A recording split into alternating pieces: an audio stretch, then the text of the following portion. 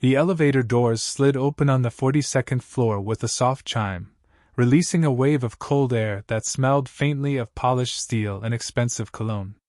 Beyond the glass walls, the city stretched endlessly, lights blinking like a living map of power and money. Inside the boardroom, everything was sharp. Sharp suits, sharp smiles, sharp voices that cut through the air as if they owned it. At the center of the long table sat a man who looked completely at ease with being admired. His watch alone cost more than most people made in a year. He leaned back in his chair, fingers steepled, enjoying the way others laughed a fraction of a second too late at his jokes. This was his kingdom, and everyone in the room knew it.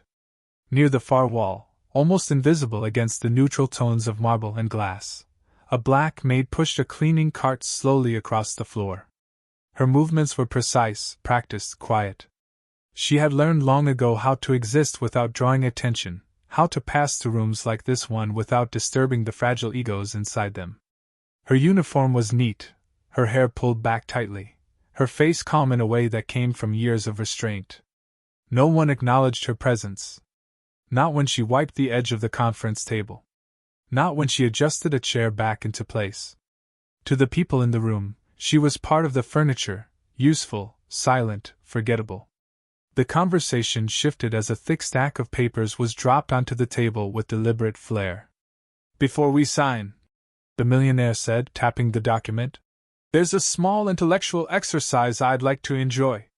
A few executives exchanged glances. One smiled nervously. Another straightened his tie. "This contract," the millionaire continued, "is written in Old French. Not the modern, simplified version. The original form. Complex. Nuanced. Beautiful, really." He paused, clearly enjoying the weight of his words. "I'm curious," he added, scanning the room slowly, "how many of you actually understand what you're about to approve?" There was an uncomfortable shuffle. Someone cleared their throat. A lawyer began to speak, but the millionaire raised a hand, silencing him. "Let's make it interesting," he said, lips curling into a grin. "Translate it. Word for word. Accurately. Anyone who can do that." He paused again, eyes drifting lazily toward the maid as if she were part of the joke. "Can have my salary." Laughter rippled around the table. It wasn't cruel laughter, not overtly. It was the kind that carried confidence, entitlement, and the assumption that everyone understood the rules of who mattered and who didn't. The maid stopped moving. It was a subtle thing. Just a pause. But in a room where everything flowed according to expectation, the stillness felt strange. The millionaire noticed it. His eyes flicked toward her, amused. "Oh, don't stop on my account," he said lightly. "I didn't mean to interrupt your important work." More laughter. The maid slowly straightened, resting her hands on the handle of her cart. Her face showed no anger, no embarrassment. Only focus. "I can translate it," she said. The words were soft, calm, and perfectly clear. The laughter didn't stop immediately. A few people chuckled again, assuming it was a joke, maybe a misunderstanding. Someone whispered something under their breath. The millionaire blinked once, then laughed louder than before. "That was a good one," he said. "I needed that today." She didn't laugh with him. "I'm serious," she said. A silence began to creep into the room, thin at first, fragile. A few executives shifted uncomfortably in their seats. One woman frowned, studying the maid more closely for the first time. "You?" the millionaire asked, standing now, incredulous amusement written across his face. "You're telling me you can translate Old French legal language?" "Yes," she replied. He looked her up and down openly now, no effort made to hide his skepticism. The uniform. The gloves. The cleaning cart. "This is a closed meeting," he said. "You shouldn't even be speaking." "I was invited to clean," she said evenly. "Not to be invisible." The room went still. That line landed differently. A few people glanced at each other, unsure whether to laugh again or pretend they hadn't heard it. The millionaire's smile tightened. "Fine," he said after a moment. "Go ahead." Entertain us.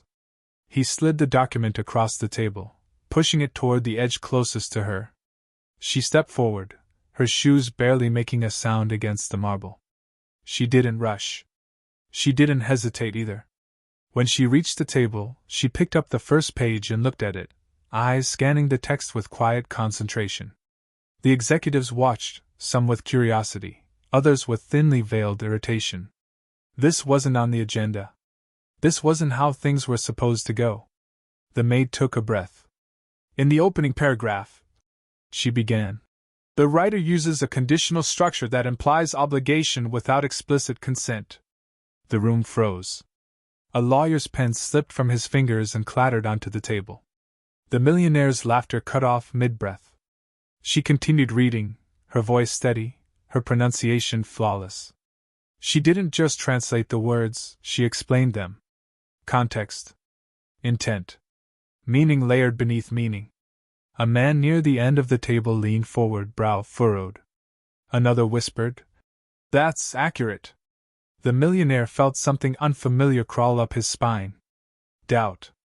Irritation. A crack in control. "Stop," he said sharply. "That's enough." She looked up at him, unshaken. "I've only translated the introduction," she said. "It gets more interesting after that." The silence that followed was heavy, charged, and uncomfortable. And for the first time since the meeting began, the man at the head of the table realized something was slipping from his grasp, and he didn't yet know how far it would fall. The silence that followed her last sentence felt heavier than the glass walls surrounding the room. It pressed down on everyone, thick and suffocating, as if the air itself had decided to stop moving. No one laughed now. No one checked their phone. Every pair of eyes kept drifting between the document on the table and the woman standing beside it. The millionaire straightened his jacket, forcing a thin smile that didn't reach his eyes. "You've had your moment," he said, voice sharp, controlled. "This is not a performance." She placed the page back on the table carefully, aligning it with the stack as if order still mattered. "Then why did you turn it into one?" she asked, not accusing, not defensive, just factual. A low murmur rippled through the executives. Someone cleared his throat again, louder this time, as if trying to remind the room how meetings usually worked.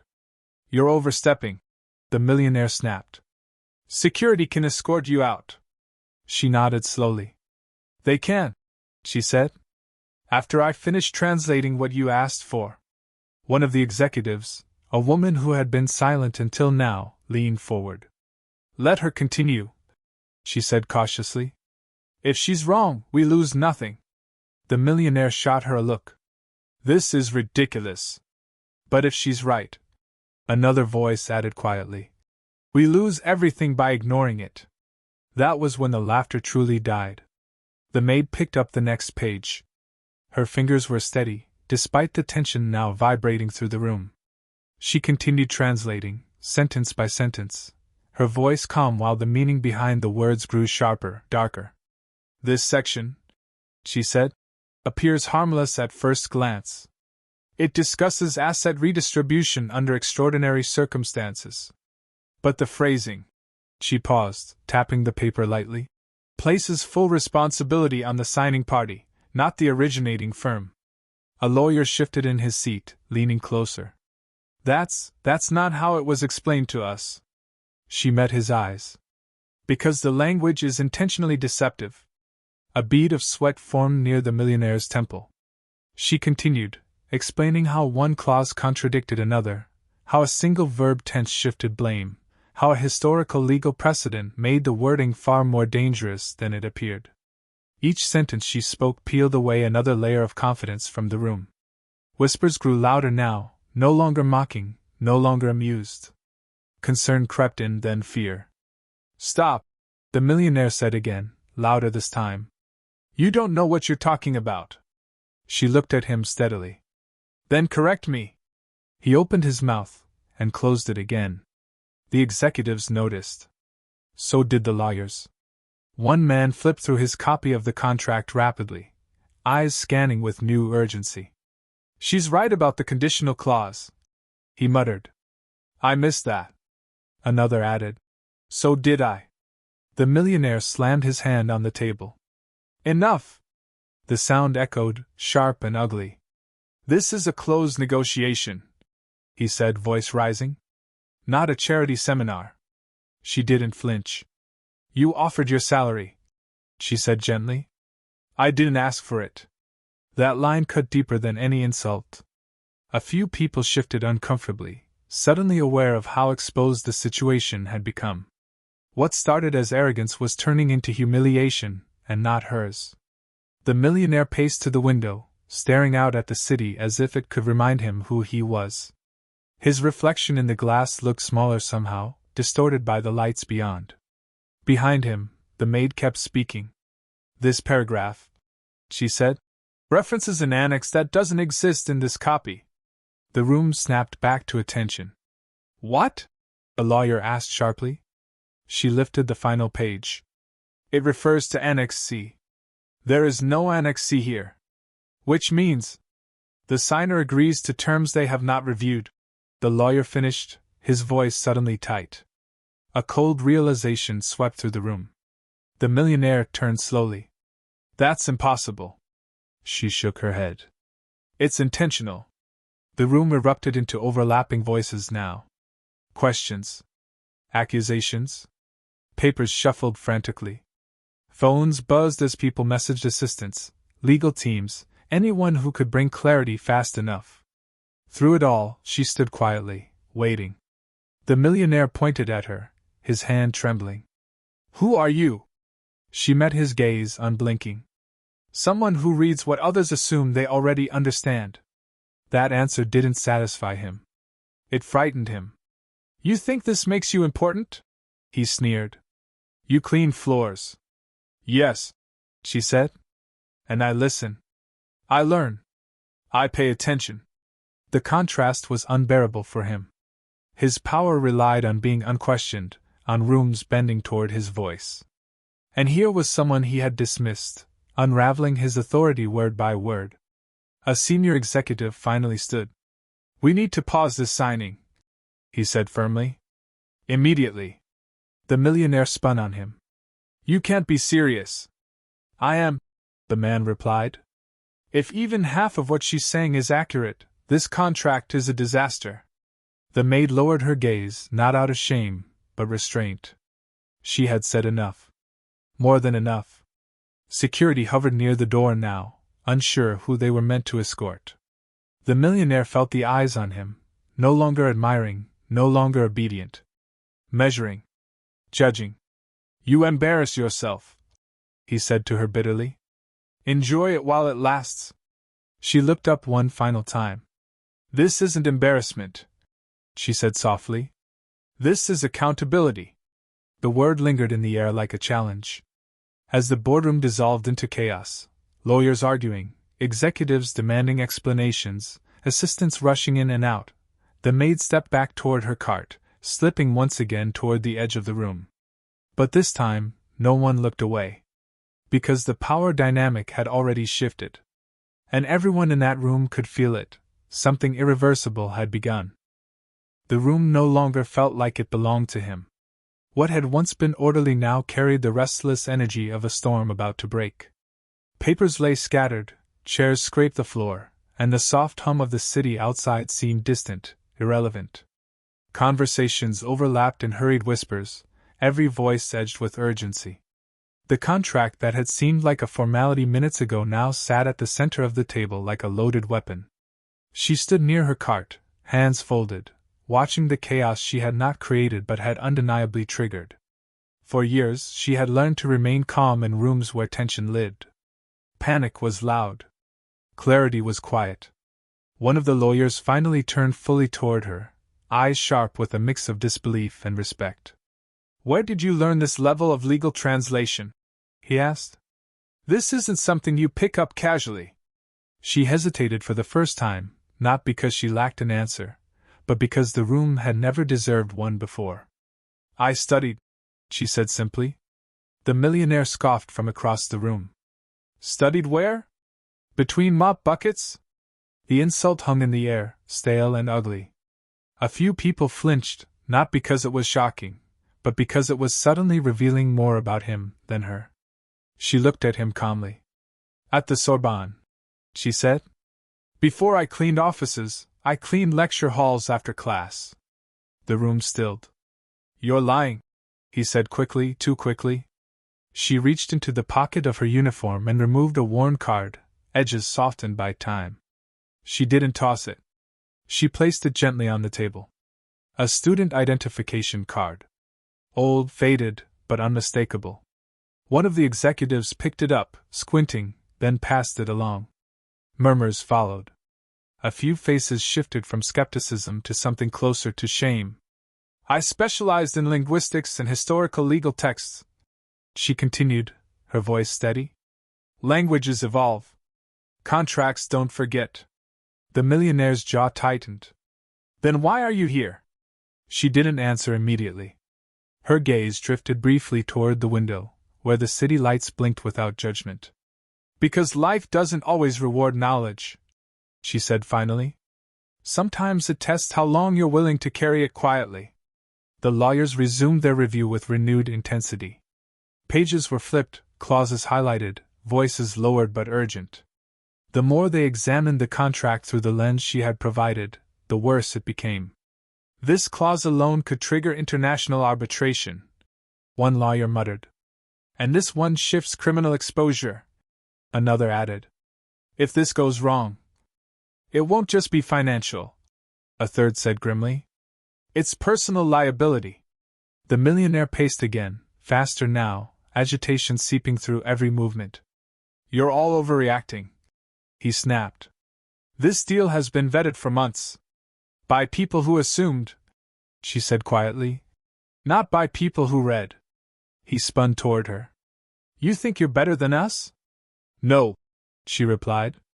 I think I was ignored by you. That distinction cut deeper than any accusation. One executive leaned back slowly, rubbing his temples. Why hide these risks? He asked no one in particular. She answered anyway. Because arrogance is predictable, she said. The language flatters the reader. It reassures them. It makes them feel powerful. The millionaire froze. And powerful people, she continued, rarely expect traps to be written for them. A heavy silence followed. This time, it wasn't shock. It was realization. One of the senior board member's assistants slipped into the room and whispered urgently into an executive's ear. The man nodded and stood. The board is on its way, he announced. They want a full explanation. Now. The millionaire's face drained of color. He turned back to her, lowering his voice. You knew this would happen. I knew the truth would matter eventually, she said. It always does. He laughed, sharp and humorless. You think they'll reward you for this? For embarrassing me? She met his gaze unwavering. I didn't come here for reward. Then what do you want? He demanded. She considered the question carefully. Respect, she said. For work done well. For knowledge earned honestly. And for silence endured longer than it should have been. The doors at the far end of the room opened again, wider this time. The sound of multiple footsteps filled the space, measured, authoritative. Conversation stopped mid-sentence. The board entered. They took in the room at a glance, scattered papers, tense faces, the contract at the center, and the woman standing quietly beside a cleaning cart. One of them spoke first. We're told there's a problem. The lawyers began explaining at once, voices overlapping with urgency. Clauses. Risks.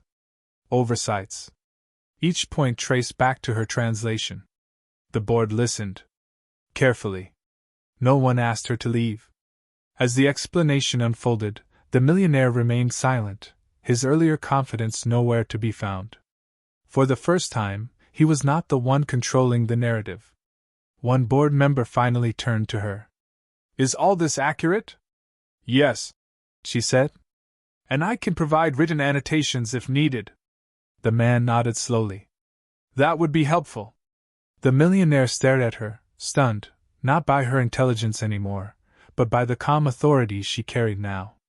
The room had shifted. The center of gravity was no longer his. As the board members began conferring among themselves, voices low and serious, she stepped back once more, returning to her cart. Old habits were hard to break. But this time, something was different. People watched her go. And as the doors closed behind the board for a private discussion, the millionaire realized the truth too late. The test he thought he was giving had already been passed. And the consequences were about to be delivered. The doors closed behind the board with a soft but final sound, the kind that carried authority without needing volume.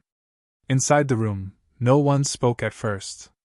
The earlier chaos had burned itself out, leaving behind a tense stillness that felt heavier than shouting ever could. She stood beside her cart, hands folded again, eyes lowered, not in submission, but in patience. She had said everything that needed to be said. Now the truth was doing what truth always did when given room to breathe. Minutes stretched. The city lights outside blinked steadily, indifferent to the power struggles unfolding behind the glass. A lawyer rubbed his forehead. An executive stared at the table, replaying the last hour in his mind, wondering how confidence had turned into catastrophe so quickly. The millionaire sat rigidly at the head of the table, jaw clenched, eyes fixed on the closed doors. His silence was unfamiliar to everyone in the room, including himself.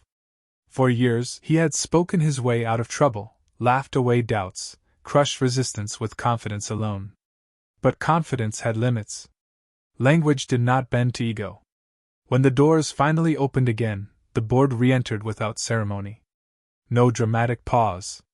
No raised voices. That alone told everyone what they needed to know. One of the board members placed a folder on the table and spoke calmly.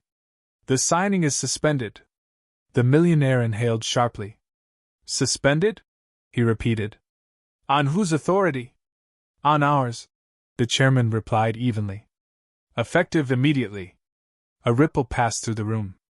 Another board member continued. "The contract will undergo a full external legal review. Every clause. Every annex. Including the ones that were conveniently absent." Eyes turned toward her again, this time with something close to awe. "And," the chairman added, looking directly at the millionaire, "we have serious concerns about how this document was presented to the executive team." The millionaire stood abruptly. "You're questioning my integrity now?" "We're questioning your judgment," came the calm reply. "And your conduct." That word, conduct, landed like a verdict. The chairman turned to her. "You brought these issues to light." She lifted her eyes. "Only because I was asked to translate." "You were mocked," another board member said quietly. "And still you chose accuracy over silence." She nodded once. "That is what language demands." There was a brief pause. Then the chairman spoke again. "We would like to formally acknowledge your contribution." The millionaire laughed bitterly. "You're thanking a maid for tanking a deal worth millions?"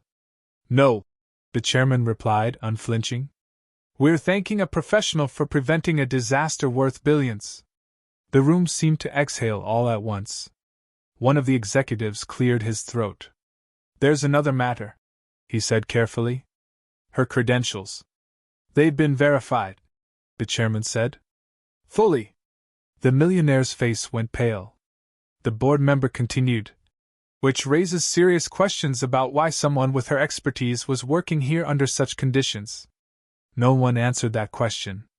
They didn't need to. The chairman turned back to her. "We would like to offer you a consulting role," he said. "Effective immediately. Compensation commensurate with your qualifications." The words echoed softly, unreal. She didn't respond right away. The room waited. "I appreciate the offer," she said finally. "But before I answer, there is something I need to say." The chairman nodded. She looked around the table slowly, meeting each pair of eyes. "I didn't come here to be rescued," she said. "And I didn't stay silent because I lacked confidence. I stayed silent because I knew the moment I spoke, everything would change." She turned her gaze toward the millionaire, who could no longer meet her eyes. "You laughed because you believed intelligence wears certain clothes," she said calmly. "Because you thought dignity comes with titles. No one interrupted her.